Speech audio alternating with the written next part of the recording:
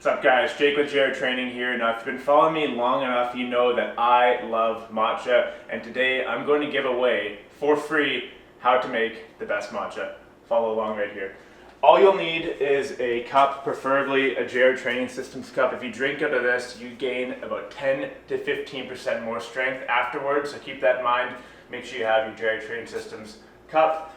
What we need is some milk, we need a little bit of maple syrup, some water that will be boiled or just almost boiling, and then of course matcha. My go-to is dough matcha, ceremonial grade organic matcha. I take the strainer and I put it right over top of the cup. Then I'll go ahead and I dump in a healthy amount of matcha. So from here we use our spoon and we file it right in. It's okay if you make a mess, that's part of it. I really like to I'm going to empty the clip on this one here. We're really going to get after it today. There we go. That's what we want.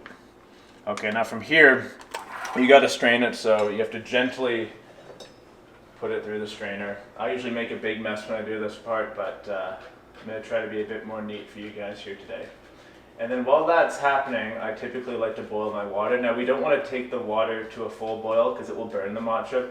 Just a near boil, so just shy of a rolling boil is perfect.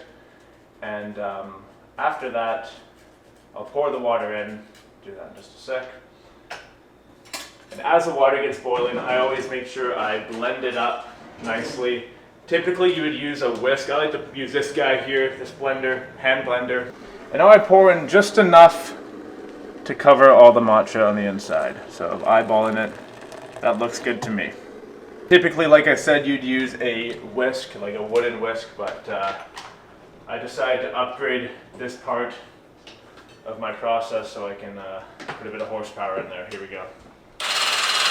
Blend it up nice and good until it's fully blended.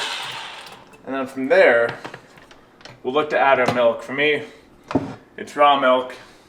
Always going to be raw milk. If you like regular milk or even Fairlife milk with a bit more protein in it, you can do that too. Now how much do we put in? I'm going to put in just enough to get almost to the top. I'm going to be adding ice after too, so keep in mind we don't want to put in too much milk. So for me, again, I just eyeball it. I put in about that much. This is definitely not exact measurements. I put in as much as I feel I need. And then the next step is maple syrup. Just a little bit, right? Again, I'm not going to give you an exact measurement. You can use as much as you'd like, but keep in mind that matcha is a bit bitter. So if you like it to be a bit more sweet, add a bit more maple syrup. But for me, that right there will do it. And then I'll just go ahead and I'll blend it once more. So it's all mixed in.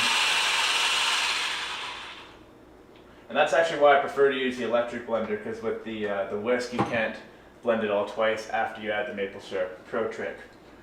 Lastly, we got our ice. So I'll toss in a couple ice cubes here. It does melt the ice, so put in a bit more than you need, especially if you had the water boiling pretty good. And then after that, cap it off, put the lid on there, give it a little stir, and we're good to go. Cheers.